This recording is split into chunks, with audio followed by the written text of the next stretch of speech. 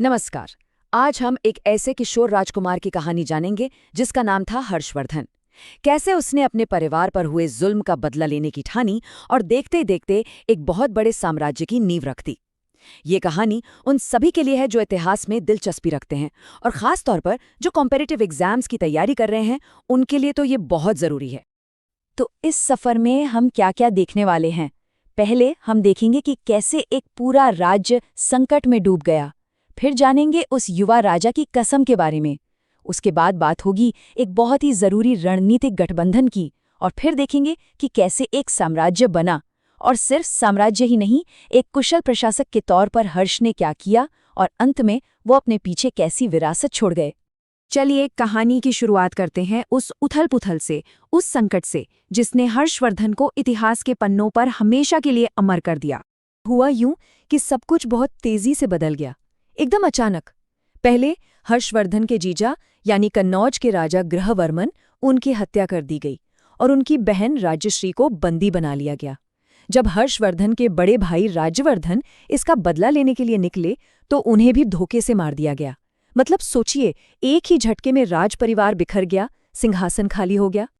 और इसी उथल-पुथल और अंधेरे के बीच एक नौजवान के कंधों पर पूरे राज्य का, पूरे परिवार का भार आ पड़ा।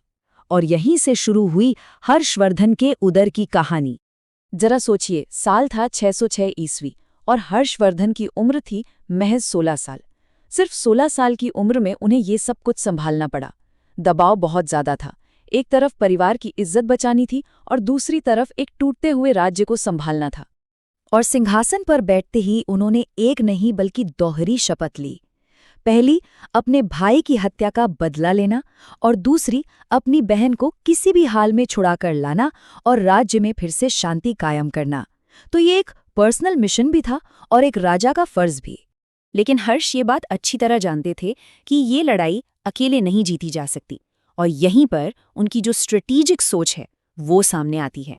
उन्होंने कामरूप के राजा भास्कर वर्मन से हाथ मिला लिया। क्यों? क्योंकि दुश्मन का दुश्मन दोस्त होता है। भास्कर वर्मन का भी दुश्मन गौड़ राजा शशांक ही था।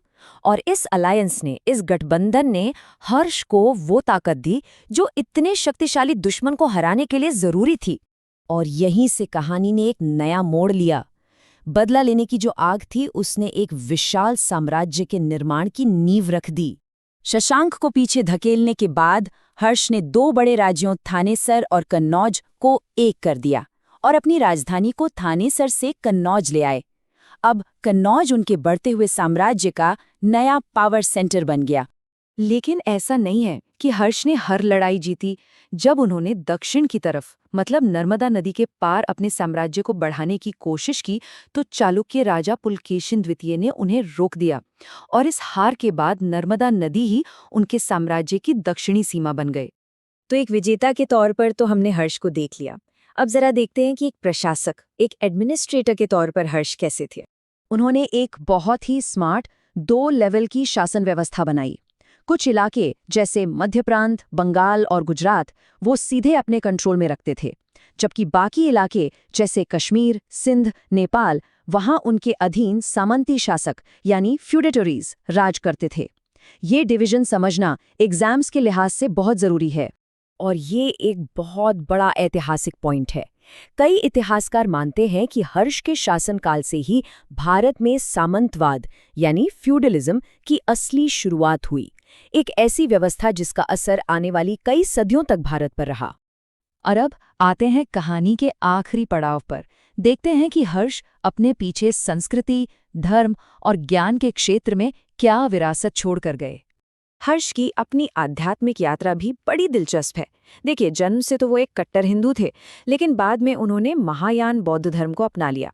और सिर्फ अपनाया ही नहीं, बल्कि नालंदा यूनिवर्सिटी जैसी महान संस्थाओं के बहुत बड़े संरक्षक भी बने। और उस जमाने के एक बहुत मशहूर चीनी यात्री थे, हुइनसांग, जो हर्ष के समय में भारत आए थे। उन्होंने अपनी किताबों में हर्ष की बहुत तारीफ की है। उन्होंने लिखा कि हर्ष के काम उदारता और न्याय से भरे होते थे। ये एक शासक के तौर पर उनके चरित्र को दिखाता है। तो कुल मिलाकर हर्ष ने 41 सालों तक राज किया। वो एक जबरदस्त योद्धा थे, एक काबिल प्रशासक थे और तो और एक बेहतरीन लेखक भी थे। रत्नावली और प्रियदर्शिका जैसे नाटक उन्होंने लिखे। लेकिन 647 ईस्वी में उनकी मृत्यु के बाद, क्योंकि उनका कोई उत्तराधिकारी नहीं था, उनका बनाया हुआ इतना बड़ा साम्राज्य ताश के पत्तों की तरह बिखर गया। और ये कहानी हमें एक बहुत बड़े सवाल पर लाकर छोड़ देती है। क्या जब कोई महान शासक बिना उत्तराधिकारी के चला जाता है, तो क्या उसके साम्राज्य का पतन होना तय है? या फिर ये कहानी हमें लीडरशिप और स्थायी संस्थानों के बीच के गहरे रिश्ते के बारे में कुछ और सिखाती है? सोचिएगा जरूर।